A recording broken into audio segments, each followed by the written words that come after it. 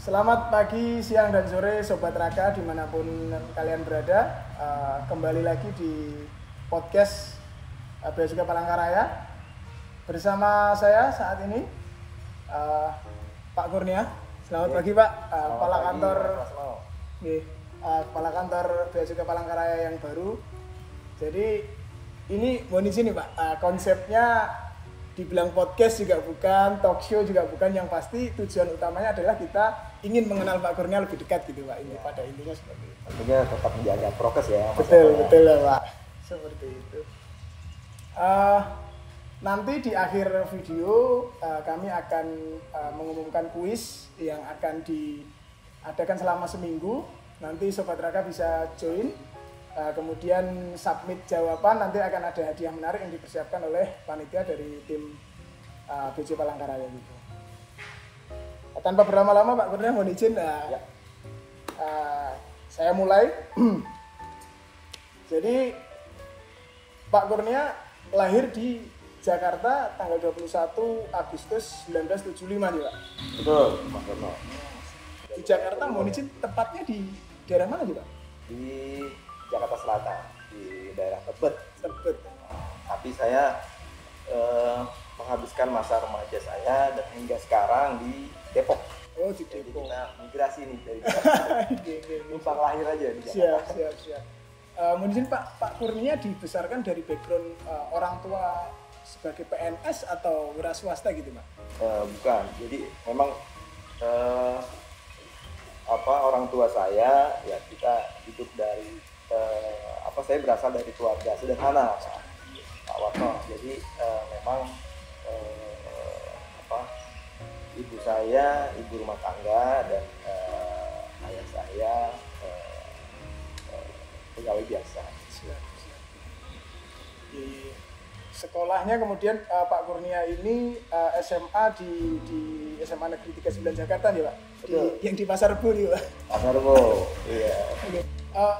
Pak Kurnia menggambarkan masa SMA Pak Kurnia bagaimana Pak? Maksudnya kayak apakah ada momen yang begitu terkenang sehingga membentuk Pak Kurnia saat ini gitu Pak?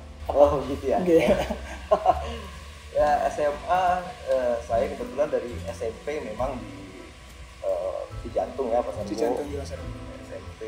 SMP 1 2, kemudian SMA-nya 39, masih di satu wilayah sebetulnya ya memang. Jadi saya dari rumah saya waktu itu di Semanggi juga Depok. Jadi kesannya itu dulu saya harus naik kendaraan umum ya kan. Dulu itu kalau mau ke sekolah itu harus naik bis itu dan berjubel ya. Berjubel lagi. Harus pegangan di pintu bis itu. Metro Mini ya mau di sini Pak? Kalau sekelas Metro Iya. sekelas Metro Mini. Mungkin mau di teman-teman yang generasi sekarang mungkin sudah tidak merasakan seperti itu gitu. Itu Sudah busway. sering kalau misalkan pagi-pagi itu biasanya penuh, ada anak-anak yang mau sekolah dan pegawai-pegawai yang mau berangkat kerja. Nah, transportasi terbatas, Mas Watno. Jadi ada angkot dan ada bis. Ya, semuanya rata penuh. Karena dulu itu kalau pelajar itu dulu saya ingat bayarnya hanya Rp100. Rp100. Kawan-kawan. Ya kan? Nah, kalau pekerja itu tarif normal. Jadi bisa dibayangkan dengan transportasi yang terbatas, ya kan? Calon penumpangnya banyak, otomatis si sopir angkot maupun bus kota itu pasti pilih pekerja, gitu kan? Oh iya karena secara ongkos benefitnya lebih banyak untuk mereka gitu. Nah, jadi kita para pelajar ini ya harus berjuang ya untuk naik bis kota sampai ke sekolah, sehingga berjubel naik bis kota karena bayarnya Rp100 kan, dan lebih sering sih ditolak. Apa bisa kan kita mau naik atas sekolah nanti dulu, bekerja dulu. Berarti begitu diakali dengan berangkat lebih pagi biasanya Pagi, iya, berangkat lebih pagi. Gitu ya. Benar sekali. Tapi memang ini Pak ya, apa namanya, kenangan masa SMA itu kadang memang membentuk, sedikit banyak membentuk karakter kita dalam menjalani masa dewasa begitu Pak. Betul. Perjuangannya untuk bahkan hanya untuk sekolah saja kadang generasi di bawah Bapak seperti generasi saya itu tidak merasakan struggle yang sejenis gitu sama gitu. Kan tinggal klik ya kan. Gojek. Iya betul. Iya. Menarik sekali Pak. Kemudian setelah lulus SMA mau izin tahun berapa sih Pak? Lulus SMA tahun 93. Kemudian masuk di STAN di 3 Bea Cukai ya Pak? Ya. Bea Cukai lulus 96. Terus kemudian Pak Kurnia mengambil Master Manajemen di tahun 2002. Terus kemudian Master Sains Ketahanan Nasional. Ini yang menarik menurut saya Pak. Apa yang melatar belakangi Pak Kurnia mengambil jurusan Sains Ketahanan Nasional itu Pak? Iya. Ya memang ketika itu sebelum saya mengambil Magister Sains itu, saya sebetulnya memang sudah punya gelar Magister Manajemen ya. Yes. Nah, cuman saya ingin belajar berkaitan dengan hal lain selain manajemen dan keuangan yang memang sejak saya di STAN Prodi itu sudah belajar terkait dengan keuangan dan juga saya coba dan belajar hal yang lain. Dan saya masuk ke itu jurusannya adalah kajian strategi intelijen, kajian strategi intelijen di Universitas Indonesia. Nah di situ ternyata banyak manfaatnya.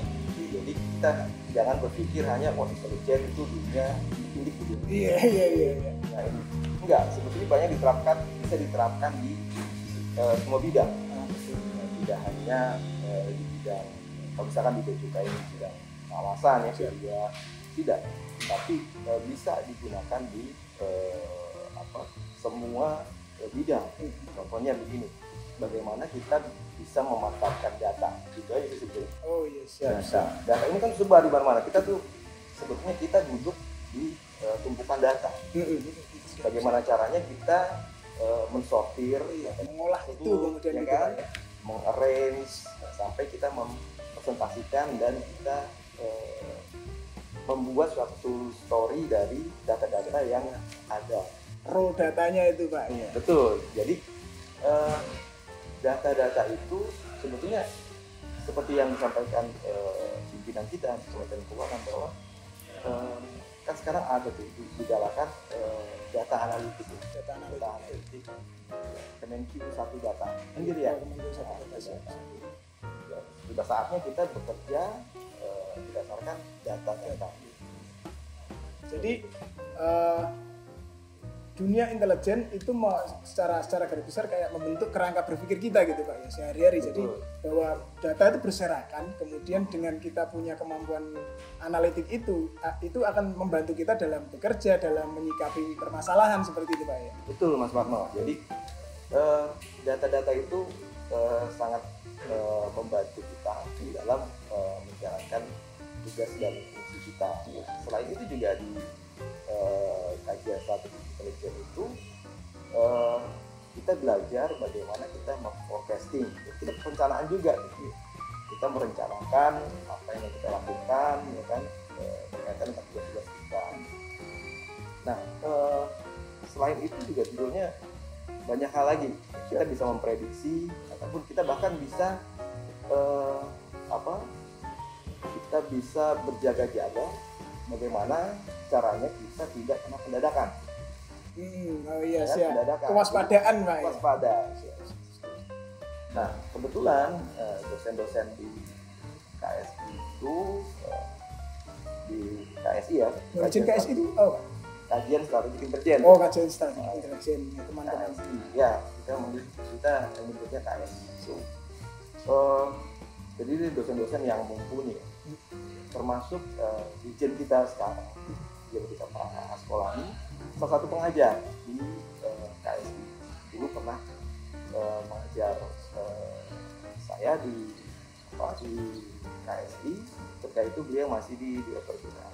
Jadi memang dosen-dosennya juga qualified dan ahli di bidang. Pak Kurnia itu menempuh yang Master Science Ketahanan Nasional itu setelah menjalani Intelligence Training di 2007, Workshop Intelligence Strategis 2013, DFSS Intelligence Strategic 2018. Setelah itu apa beriringan di sela-selanya gitu Pak? Mohon izin. Beriringan ya. Jadi sebelumnya saya pernah training juga waktu itu di Jepang. Dari dia pernah intervensi juga di Jepang terkait dengan manajemen risiko awalnya. Ya, awalnya itu manajemen risiko, kita training di Jepang selama 2 minggu di Nagoya. Kemudian ada training intelijen juga dari Australian Customs, ya. Kemudian training intelijen strategis juga di BPBC, dan terakhir ya intelijen strategik. Ya. Gitu. Bapak kan secara di CV nih Pak, dari data yang saya dapat ini kan Pak Kurnia bergelut di dunia intelijen kan sudah lama Pak ya. Dan kemudian paradigmanya semakin kesini kan semakin bergeser dari yang tadinya mungkin datanya data lapangan seperti itu, terus kemudian sekarang lebih ke arah data cyber. Apakah ada apa namanya yang tetap nilainya tetap sama gitu, tidak bergeser walaupun source bentuk datanya ini berubah dari data lapangan terus kemudian menjadi cyber data gitu. Apakah ada pergeseran ataukah ada konsistensi nilai di dunia intelijen nih Pak? Maksudnya iya, intelijen itu kan ada namanya human itu human intelligence. Itu kita dapat dari human gitu ya, dari orang kita cari data-data primer lapangan gitu. Ada juga OSIN, open source intelligence, kita dapat dari open source, ya kan? Nah, terus juga ada SIGIN, signal intelligence, seperti kodifikasi begitu Pak? Kodifikasi ya, cyber itu tadi. Ya. Oh, masuknya di sana Pak ya? Ya, jadi itu sebetulnya satu kesatuan, ya kan? Baik dari data-data data-data yang diperoleh oleh orang di lapangan, dan juga data-data yang kita dapat di open source, dan juga data-data itu tadi asosiasi gitu. Jadi untuk Sobat Raka yang belum tahu bahwa di Bea Cukai ada salah satu unit namanya penindakan dan penyidikan. Di dalamnya itu juga terdapat salah satunya unit intelijen Pak. Jadi yang disampaikan Pak Kurnia tadi ada detail bagaimana beliau berkarir selama di Bea Cukai. Kebanyakan beliau ada di dunia intelijen dan itu sedikit banyak membentuk kerangka berpikir Pak Kurnia begitu Pak ya. Terus kemudian banyak teman-teman terutama yang Bea Cukai bisa mengambil nilainya gitu bahwa pekerjaan kalaupun kita bisa mengambil sisi positifnya begitu Pak ya, itu bisa kita terapkan dalam kehidupan ya. Kira-kira seperti itu ya Pak. Betul. Mohon izin Pak Kurnia sebelum di sini itu sebagai menjabat di mana Pak? Saya Kabid Pelayanan dan Fasilitas. Saya di KPU Soekarno-Hatta. Jadi sebetulnya begini Pak saya termasuk alhamdulillah lengkap bekerja di bidang semua bidang. Gitu. Di BC itu Pak ya. Di semua bidang sudah pernah dirasakan. Nah ini buat teman-teman semua di BC, jadi kita harus merasakan semua bidang, tidak hanya di pengawasan, di pelayanan, bahkan di kehumasan misalnya Pak ya, seperti itu kan kehumasan. Nah, itu semua akan membentuk karakter kita. Jadi kita tahu semua hal, jadi kita semakin tahu apa itu nilai-nilai cukai dan kita semakin mencintai institusi. Betul. Dan itu akan memberikan kontribusi kembali kepada masyarakat, kita menjadi pelayan masyarakat yang lebih itu Pak. Betul. Paripurna. Seperti itu. Ini pertanyaan berikutnya ini agak sedikit pribadi sih Pak. Pak Kurnia sendiri mempunyai hobi dan ketertarikan apa Pak di sehari-hari gitu? Oh, sehari-hari. Saya itu senang olahraga Mas. Terus semua all kind of sport? Hampir semua. Karena memang saya sejak kecil senang main bola. Saya dulu kan anak kampung nih. Iya. Main bola di halaman kampung gitu Pak. Kan tanpa alas kaki. Yang sekarang sudah jarang di Jakarta Pak, tanah terbuka. Tanah lagi aspal. Aspal semua betul. Main bola, ya kan, terus main badminton. Badminton. Terus SMA mulai main basket. Pernah ikut di tim, terus kemudian ikut kompetisi yang sifatnya resmi gitu Pak? Pernah Porda apa gitu? Pernah waktu SMA, kemudian juga waktu di STAN juga pernah ikut kompetisi lokal sih memang. Kemudian kompetisi internal di STAN, jadi kita lawan tim dari pajak, ya kan, tim dari teman-teman di itu ada pegadaian gitu kan. Oh iya Pak ya di STAN waktu itu di STAN jurusan di Gedung G ya Pak. Saya tidak mengalami Pak. Oh nggak mengalami? Nggak mengalami Pak. Saya kan generasi teman-teman yang kameramennya nih Pak masih muda semuanya. Seperti itu. Saya pikir sangat menarik apa yang telah disampaikan oleh Pak Kurnia. Sebelum menutup podcast kita hari ini, talk show kita hari ini Pak, gitu, pembicaraan kita pagi ini, saya mau minta quote personal dari Pak Kurnia, apa yang senantiasa dipegang Pak Kurnia gitu kan, misalnya lagi sedih atau lagi gimana, penyemangat Pak Kurnia itu apa quote-nya gitu. Gitu. Quote-nya ini learn, unlearn, relearn. Learn, unlearn, relearn. So we can learn new things every single day. Nah, ini maknanya dalam nih. Siap. Jadi kita sebagai manusia jangan pernah berpikir merasa paling pintar, paling paham, ya kan, ya, paling dan lain-lain lah. Karena setiap hari itu akan selalu ada hal-hal baru yang bisa kita pelajari, ya kan? Nah, hal-hal baru yang bisa kita pelajari bahkan dari hal-hal sederhana di sekitar kita. Nah, kemudian kita harus punya kemauan untuk terus belajar. Itu butuh kerendahan hati Pak ya. Untuk kadang memang sifat dasar manusia kan seperti itu. Ketika kita sudah merasa sedikit tahu, biasanya jumawa gitu Pak.